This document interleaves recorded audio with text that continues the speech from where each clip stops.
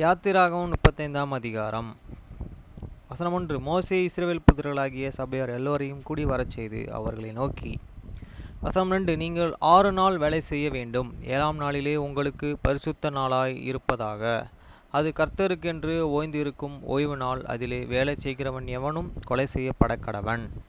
வசனம் 3. ஓய்வு நாளிலே உங்கள் வாசஸ்தலங்களிலே எங்கும் நெருப்பு மூட்டாதிருப்பீர்களாக என்னும் இவ்வார்த்தைகளையே கைக்கொள்ளும்படி கர்த்தர் கட்டளையிட்டார் என்றான். வசனம் 4. பின்னும் மோசே இஸ்ரவேல் புத்திரர்களாகிய சபையோர் எல்லோரையும் நோக்கி. வசனம் 5. உங்களுக்கு உண்டானதிலே கர்த்தருக்கு ஒரு காணிக்கையை கொண்டு வந்து செலுத்துங்கள். மனம் உள்ளவன் எவனோ அவன் அதை கொண்டு வர வேண்டும். கர்த்தருக்கு செலுத்தும் காணிக்கை என்னவென்றால் பொன், வெள்ளி, வெண்கலம். வசனம் 6. இளநூல், இரத்தாம்பர நூல், சிவப்பு நூல், மெல்லிய பஞ்சு நூல், வெள்ளப்பட்டு மாயிரும். வசனம் 7. சிவப்பு தீர்ந்த ஆட்டு கடாத்தோலும் தகசு தோலும் சித்தி மரமும். வசனம் 8.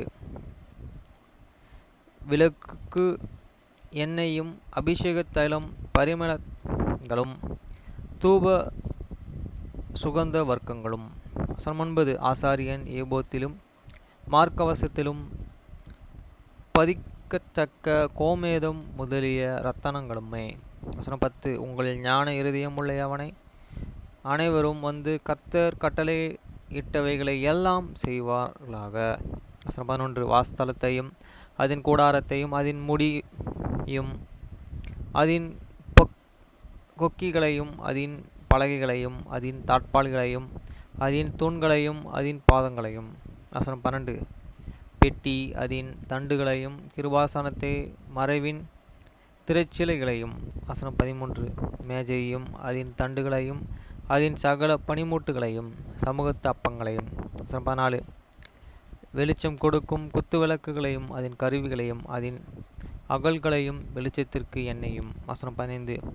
தூபபீடத்தை அதன் தண்டுகளையும் அபிஷேக தைலத்தையும் சுகந்த தூப வர்க்கத்தையும் வாசஸ்தலத்தின் வாசலுக்கு தொங்கு திரைகளையும். வசனம் 16. தகன பலிப்பிடத்தையும் அதன் வெண்கல சல்லடையையும் அதன் தண்டுகளையும் அதன் சகல பனிமூட்டுகளையும் தொட்டிகளையும் அதன் பாதங்களையும். வசனம் 17. பிரகாரத்தின் தொங்கு திரைகளையும் அதன் தூண்களையும் அதன் பாதங்களையும் பிரகாரத்து வாசலில் தொங்கு திரைகளையும். வசனம் 18. வாசஸ்தலத்தின் மூலைகளையும் பிரகாரத்தின் மூலைகளையும் அவைகள் கயிறுகளையும். வசனம் 19. பரிசுத்த ஸ்தலத்தில் ஆராதனை செய்வதற்குரிய வஸ்திரங்களையும் ஆசாரிய ஊழியம் செய்கிற ஆரோனின் பரிசுத்த வஸ்திரங்களையும் அவன் குமாரரின் வஸ்திரங்களையும் அவன் செய்கடவர்கள் என்றான். வசனம் 20. அப்பொழுது இஸ்ரவேல் புத்திரர்களாகிய சபையர் எல்லோரும் மோசேயின் சமூகத்தை விட்டு புறப்பட்டார்கள். வசனம் 21. பின்பு அவர்கள் இருதயம் எழும்பி அவர் ஆவியை உற்சாகப்படுத்தினதையே அவர்கள் எல்லோரும் ஆச்சரியப்பட்டு கூடாரத்தின் வேலைக்கும் அதன் சகல ஊழியத்திற்கும் பரிசுத்த வஸ்திரங்களுக்கும் ஏற்றவைகளை கர்த்தருக்கு காணிக்கையாக கொண்டு வந்தார்கள். வசனம் 23. மனப்பூர்வமுள்ள ஸ்திரீ புருஷர் யாவரும் அஸ்தகடங்கள், காதணிகள், மோதிரங்கள், ஆரங்கள் முதலான சகலவித பொன் ஆபரணங்களையும் கொண்டு வந்தார்கள். கர்த்தருக்கு காணிக்கையாக செலுத்தி ஒவ்வொருவனும் பொன்னை காணிக்கையாக செலுத்தினான்.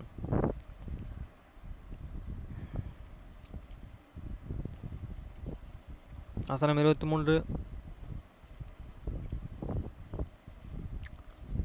இளநீல நூலையும் இரத்தாம்பர நூலையும் சிவப்பு நூலையும் மெல்லிய பஞ்சு நூலையும் வெள்ளையாட்டு மயிரும் சிவப்பு தீர்ந்த ஆட்டு கடா தோலையும் தகசு தோலையும் தங்களிடத்தில் வைத்திருந்த யாவரும் அவைகளையே கொண்டு வந்தார்கள். வசனம் 24. வெள்ளியும் வெண்கலத்தையும் கொடுக்கத்தக்க யாவரும் அவைகளையே கர்த்தருக்கு காணிக்கையாக கொண்டு வந்தார்கள். பற்பல வேலைகளுக்கு உதவும் சித்தி மரத்தை தங்களிடத்தில் வைத்திருந்த யாவரும் அவைகளை கொண்டு வந்தார்கள். வசனம் 25. ஞான இருதயம் உள்ள ஸ்திரீகள் எல்லோரும் தங்கள் கைகளிலே 100 தங்கங்கள் 100 நீல நூல்கள் இரத்தாம்பர நூல்களையும் சிவப்பு நூல்களையும் மெல்லிய பஞ்ச நூல்களையும் கொண்டு வந்தார்கள். வசனம் 26. அந்த ஸ்திரீகளுடைய இருதயம் ஞானம் 7 முதல் அடைந்தது. அவர்கள் எல்லோரும் வெள்ளையாட்டு மயிரையை தரித்திருந்தார்கள். வசனம் 27. பிரபுக்கள் ஏபோத்தின் மார்பகத்திலும் பதிக்கும் கோமேத முதலின ரத்தனங்களையும். வசனம் 28. பரிமளங்களையும் விளக்கெண்ணெய்களையும் அபிஷேக தைலத்தையும் சுகந்த தூபத்துக்கு வேண்டியவைகளையும் கொண்டு வந்தார்கள். வசனம் 29. செய்யப்படும்படி கர்த்தர் மோசேயை கொண்டு கற்பித்த வேலைக்குரிய யாவையும் கொண்டு வர இஸ்ரவேல் புத்திரர்களுக்கு தங்கள் இருதயத்தில் உற்சாகம் அடைந்த ஸ்திரீ புருஷர் யாவரும் கர்த்தருக்கு காணிக்கையை மனப்பூர்வமாய் கொண்டு வந்தார்கள். வசனம் 30. பின்பு மோசே இஸ்ரவேல் புத்திரர்களை நோக்கி பாருங்கள், கர்த்தர் யூதேயாவின் கோத்திரங்களில் ஊரின் குமாரன் செபுலோனின் பேர் சொல்லி அழைத்து. வசனம் 31. அவன் விசித்திரமான வேலைகளை யோசித்து செய்யும், பொன்னிலும் வெள்ளியிலும் வெண்கலத்திலும் வேலை செய்யவும். வசனம் 32. ரத்தினங்கள் முத்திரை வெட்டாக வெட்டி பதிக்கவும் மரத்திலே சித்திமர வேலையை செய்து சகல வினோதமான வேலைகளையும் செய்யவும். வசனம் 33. அவனுக்கு ஞானத்தையும் புத்தியையும் அறிவையும் அருளி அவன் சகலவித வேலைகளையும் செய்யும்படி தேவ ஆவியினாலேயே அவனை நிரப்பினார். வசனம் 34. அவன் இருதயத்திலும் தன் கோத்திரத்து அதிசயமாகி நான் குமாரனாகிய அகேலேயாவின் இருதயத்திலும் போதிக்கும் வார்த்தையை அருளினார். வசனம் 35.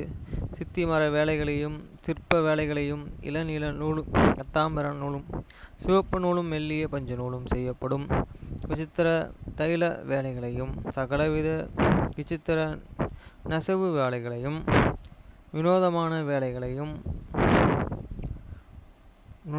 வேலைகளையும் யுகிக்கிறவர்களுக்கும் செய்கிறவர்களுக்கும் நிறைவேற்றும் சகலவித வேலைகளையும் செய்யும்படிக்கு அவர்களுடைய இருதயத்தின் ஞானத்தினாலே நிரப்பினார் என்றான்.